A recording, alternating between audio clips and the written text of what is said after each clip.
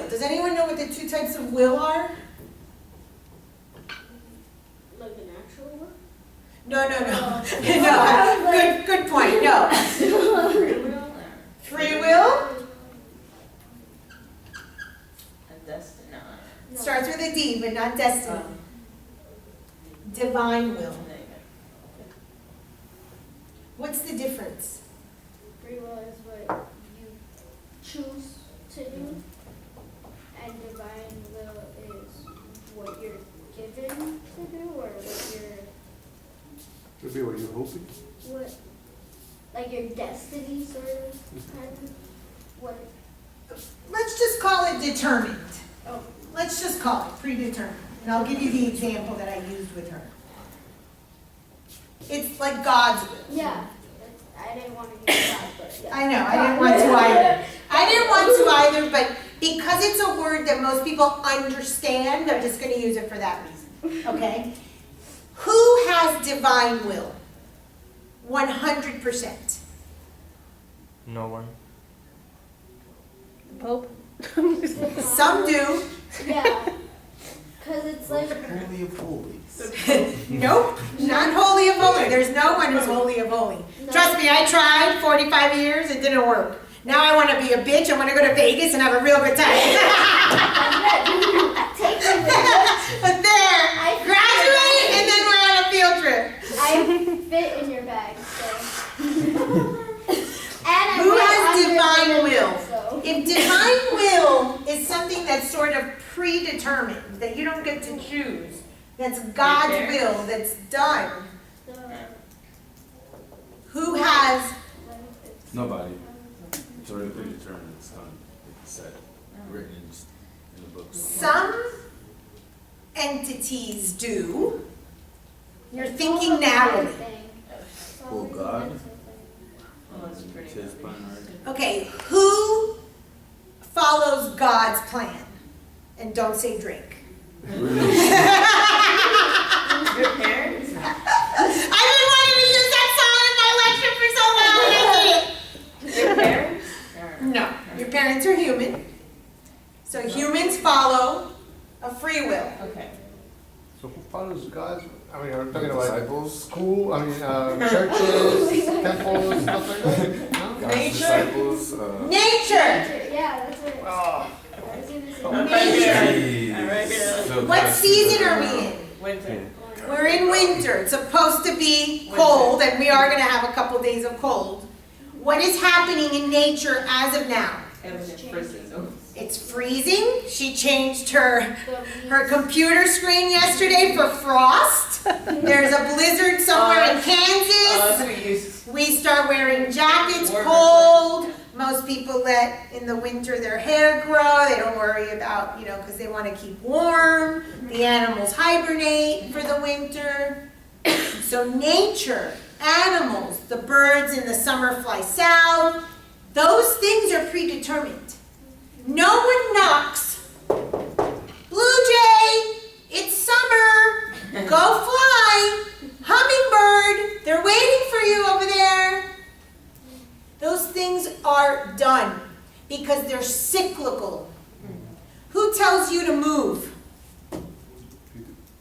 You move, you don't know if you're supposed to move, maybe your pocketbook determines it, maybe your boss determines it, you don't freaking know. You move, then you beat yourself up, like me, I just moved, I'm sad, oh my god, I hated you, what am I gonna do? I moved again, I'll move again in March, I'm a fucking mess. I should have never moved from my other house.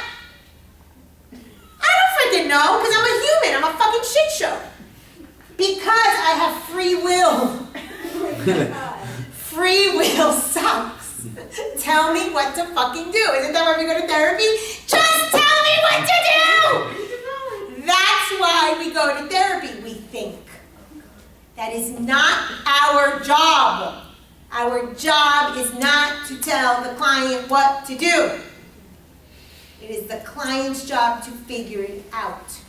Our job is to ask the right questions, create an empathic, environment where they feel safe, validated, and heard, where they can feel, okay, I can make the step, this is okay. The other day I asked my therapist across the hall, do you see any scenario in which me moving back to my old house is a positive thing?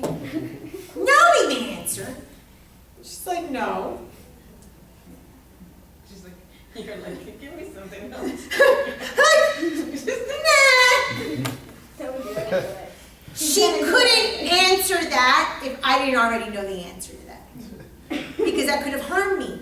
Did she ask you what were your feelings about it? Like to try and see? Prior, we've been talking about this for months, so she already knew Okay. that I knew the answer to that question. You cannot answer a question for a client unless they already know the answer. And oftentimes you'll say that. What's the answer to that question? You already know. So you have to get very, very, very, very comfortable in asking questions. Interviewing.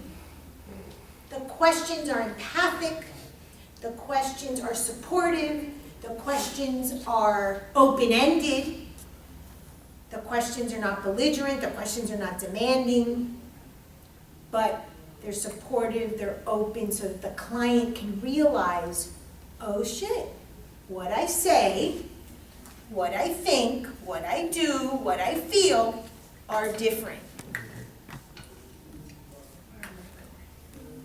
Where the hell am I going?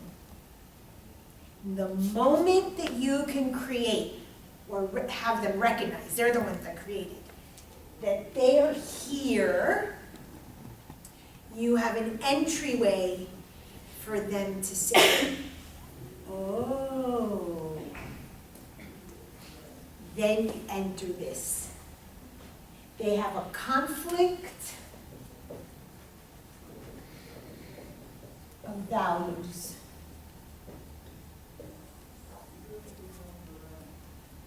When clients have a conflict of values, what is the value in conflict with? Themselves, but based on what? What they were taught? On what they were taught from childhood. So, when I was cleaning, and I was cooking, and I was being a great mother, and my life didn't work out, and my husband and I were not happy, there's an incongruence, there's a problem. But wait a minute, I was taught and I was shown that if I cooked and I cleaned and I was a good mother, it would be okay. And it was not okay. There is a problem. I have a conflict. And mine went to the point of divorce. My parents were not divorced at that time. My parents didn't get divorced for many, many, many years later. I was going to be the first person in my family that was divorced. So I had a conflict of, is divorce right? And I had an even bigger issue. Guess who married me? You're The cult leader. Oh. God herself came down into a human form and said, this is your partner. Bow to him. And here I was, little peon, little human Francis. Oh my God, I hate this man. Oh my God, this man is mean. Oh my God, this man abuses me. Oh my God, this person is horrible. But how? God told me that he was the person for me. Conflict of values? Oh, yeah. And your clients are going to be in that incongruence. And it will lead to the source of their thread. It will be the source of the major issue in their box, their main thread. Just like last week that I had you put that paper on your head, that's your thread, this is the thread. The conflict of values that they find in the incongruence, in the contradiction, in the discrepancy, in the ambivalence, in the dissonance, is the thread. And if you pull on that, their entire bad bucket, their entire value system will unfold. It's magic. It's scary. And we have to be responsible. Okay? We have to be responsible because you are going to unravel or assist someone in unraveling. And not everybody is okay with unraveling. And your job is not to help someone unravel if they're not ready. Your job is to let them determine how much to unravel. I have unraveled completely because I was ready, because I wanted to, because that's where I was at. Many, many, many years. Not everybody's there, and you have to respect. So where did I get with my client today? She recognized that she wasn't grown up, and she recognized that she needs to get rid of those storage units. Successful session? Very successful. We're not saving the world. We're making small steps, but that can lead to more and more and more. And if this person can start to save $20,000 a year, she can clean out her hall closets, she can let go of some junk in her house. Don't you think that letting go of clutter can let go of inner clutter, can let go of clutter in the mind? Hell yes. That's success. And it will be as much as the client will allow you to let them be. It is up to them, it is not up to you. So you're going to pull this thread and unravel that sweater as much as they let you. That's my sweater.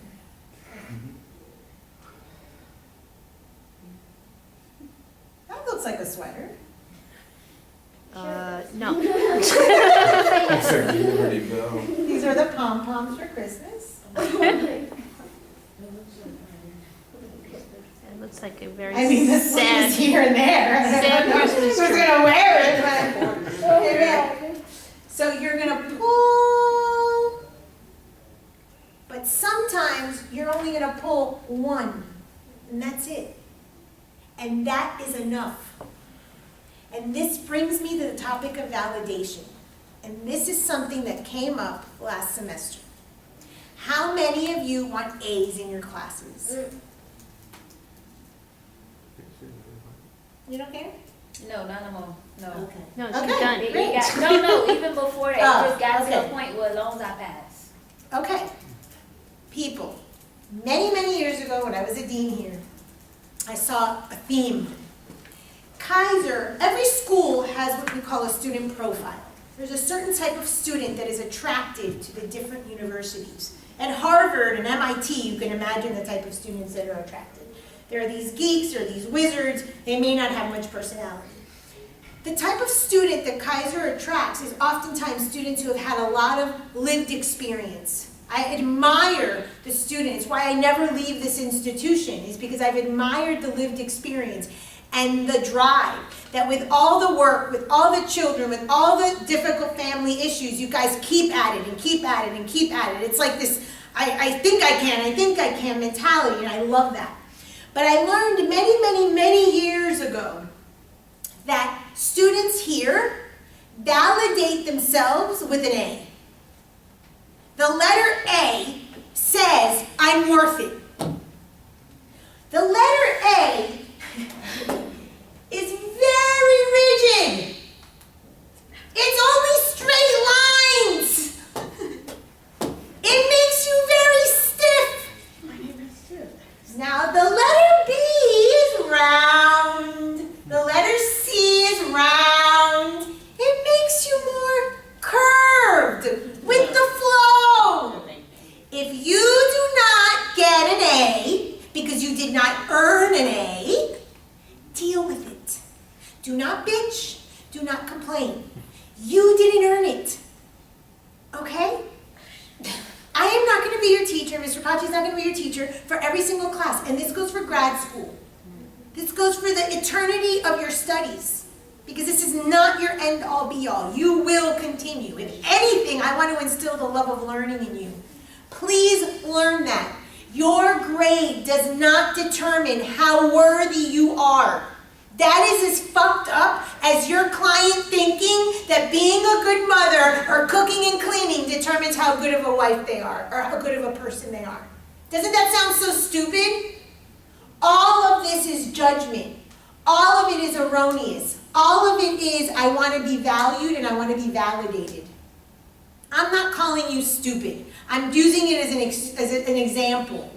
All of it, it's just judgment. It's something we were taught. If I get an A, I'm valued. I went through school. Why do you think I call myself stupid all the time? Because all I ever did was work for the grade, and I learned nothing. I learned nothing. The most thing I ever learned was from the radio station called NPR. I learned more from public radio than I learned with a PhD. Okay? So I'm the first person to call myself stupid because I chased the A. Don't chase the A. Learn, but do your work. The A doesn't validate you. So if you've learned that, congratulations. Applause for you. B's and C's, this does not mean slack off and don't do your work. That is for those people that don't do the work, chase the fucking A. But those of you who do your work, and you might miss it by a point, it's okay. B's and C's are round letters. Learn. It's okay. All it is that we're trying to get validated for things that don't validate us, just like our clients. Because every single one of us is a client, just like we're in the place of therapists, okay? So let's talk a little bit about motivational interviewing. I've talked a lot, but I want to give you the 4 pillars. So there's 4 pillars. First is empathy, and then I want to practice. So get ready to put your counseling skills on. Second is discrepancy, and this to me is the most important and why I spent the last hour on it. This is what you want to find, the discrepancy with the client. Where is the incongruence? Where is the cognitive dissonance? Does everybody know that term, cognitive dissonance? That is from Intro to Psychology. I like thin crust. When the client is saying something but doing something else, or saying that they want something but expressing something else, or they have to choose between 2 uncomfortable situations and they don't know how to choose, that's ambivalence. They have a conflict. And that's where listening comes in. So we're constantly trying to teach you when someone says something, listen to the words, listen to the meanings, because they're telling you, they're giving you, they're doing your job for you basically. We're there to guide them. But they'll tell you what's wrong if you listen. And who said the therapist behind them and the body here? One of the reasons that Freud and psychoanalysis sets it up that way is so that the therapist will not be distracted and can listen. And is just writing the notes. One of the reasons I love doing phone sessions, which now because I live in a matchbox, I'm only doing phone sessions. Oh shit, remind me Thursday I have a client here. Totally forgot. Do you want that on tape? Now it's up. She won't watch the tape. It's actually a class. I'm teaching a class here, so it's appropriate. It's not a client for therapy. But I totally forgot. What was I saying? Phone Oh, sessions. that I love doing phone sessions because I'm not distracted. Now, don't get me wrong. Body language is helpful in that. But that is one of the reasons why, and it was also to let the client talk, that stream of consciousness, so that the client would be like, oh, and that's one of the strategies in motivational interviewing. Third is resistance, or rolling with resistance. This is important. I mentioned it before. When there is resistance, go in a different direction. If the client is not comfortable with that particular thing, for instance, where we were talking about this lady yesterday, which didn't have an issue, I'm just picking on her. If the person says, it does not interfere with my life, or they are resistant to talking about that particular thing, go with something else. They don't have awareness around it. They're not ready for it. Remember, we're here to primarily create an empathic environment. Make a note. If it comes up again, as it will, because it's going to be something that's in their box, then you bring it up. But don't be belligerent and go, go, go, go, go. Now I have to take my own advice. I'm not necessarily always the best when it comes to that. I pushed you the other day. But I pushed you because I saw the thing with the family and I didn't want to ignore it.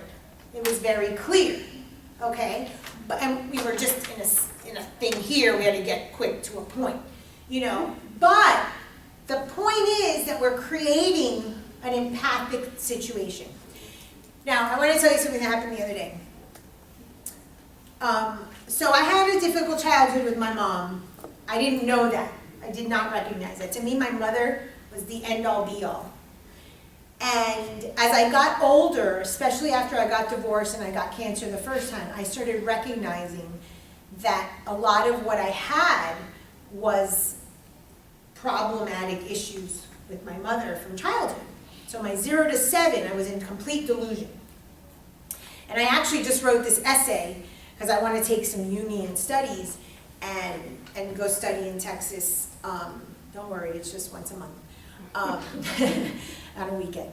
But I want to study in this union program. And so I was writing the essay. And I was talking about in the essay how I thought my life was perfect. And I lived in like this bubble. And I wrote in the essay what I was delusional. Because I thought I had like this perfection. And my marriage with my second husband modeled the exact same delusion I had with my mother in childhood. I thought that my childhood was perfect, and I thought that my marriage was perfect. Same mirror, okay? When I left and realized that my childhood experience was delusional, I found someone to mirror that experience that took the place of my mother. As he leaves, that spot becomes open. So here's mother, father, child. Mom becomes TJ. Mom is out, TJ's out. Mom's spot is open. There's someone there that can take that space, right? Because everybody's mother or father. My father is there, I'm there. Guess who wants to take that spot again? I wish. Mom. My mom. Yeah. And it's very, very uncomfortable. It feels very unsafe to me. And now with this cancer, she's been around, she's been very helpful, she's been very loving. I don't feel safe because I don't know yet how to set the boundary the way I want. And so I've been keeping an arm's distance because this space is available. And your partner shows up to pull you out of the dysfunction, to model the same dysfunction. That's the whole point of the thread mate and the whole point of the I, and the we. But I'm looking for another poster. Oh, here. Everything is a mirror. Your partner is your parent. So this is a very simple diagram that's so easy to see that the moment that you marry or you're dating your mother or your father, that space, your parent was removed and your partner takes the place. And it's the exact same dysfunctional thing. I had delusion. So now, the next person that comes into my life, I cannot repeat this delusion. Do you think I'm scared? I'm scared shitless that I'm going to repeat this delusion. So of course I say I'm never going to couple again. I'd rather not even think about the possibility of ever dating again. I'd rather just leave that space empty. The universe doesn't like empty spaces. It's impossible. Now I don't know why the hell I got on this topic, so I'll just figure out how I got there. But anyway, so there's a space here that needs to be filled. Okay? Oh, I know. The therapist, your role is to hold the space of whatever space is empty, but to do it in a healthy way. So my therapist, my lovely friend across the hall, holds that space for me. And she models a healthy mother, a reality-based mother, a non-delusional mother. And so that is why empathy is the first stage of the therapeutic process. So once you can identify with your client who they're quote-unquote married to, or who the unhealthy alliance was with, mother or father, you know who you're representing in that relationship. Are you mother for them or are you father for them? And you're going to hold the empathic space for that parent. Are you guys familiar with this term?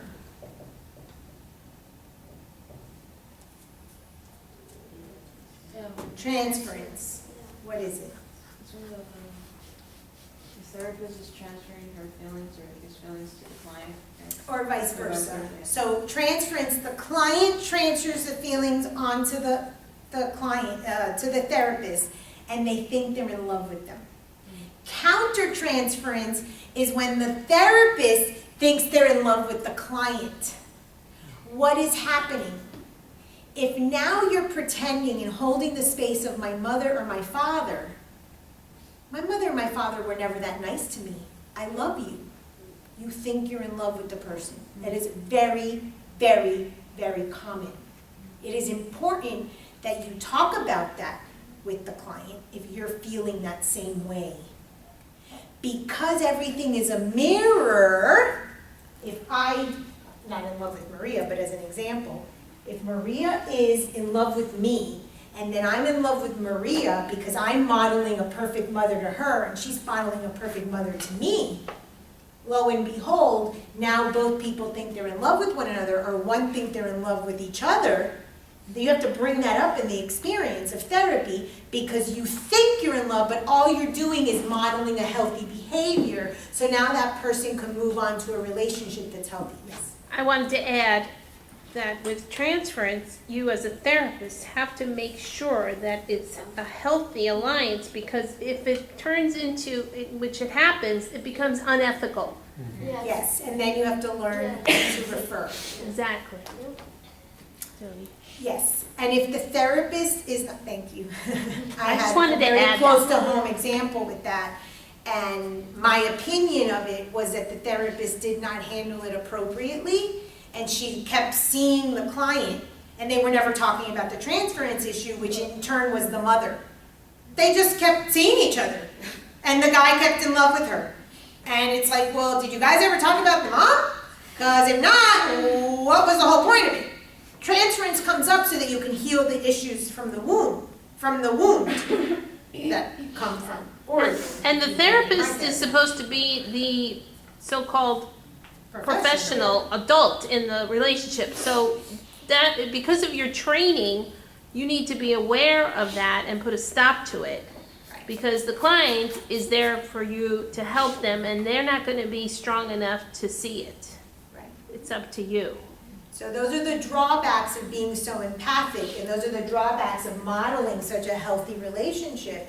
But it's one of the main pillars of motivational interviewing and counseling in general. Okay, so we're really trying to create healthy boundaries, healthy relationships, modeling what a mother-child, let's say, or father-child relationship should be. But the moment that there are sexual or emotional or love interest issues, that client should feel safe enough to tell the therapist, and then the therapist should know how to handle it. Because But that's yes, that your body becomes- language is like, they should, but Yeah, they but- don't necessarily always do, and vice versa. And if you don't, it becomes abuse. Okay? Yes. It becomes abuse because the client is in need of your help. And if you don't help them to see that this is not a healthy relationship, then you are just abusing, your professionalism and your power And against. does anyone remember how I ended the last class? What I called all of you, including myself? Wait, last class was last Tuesday. I called all of you this term, including myself. I say it a lot. We are all, no. No. I say I'm idiot and stupid, I don't call you guys that. But we're all narcissists. No, there you go. We're all narcissists.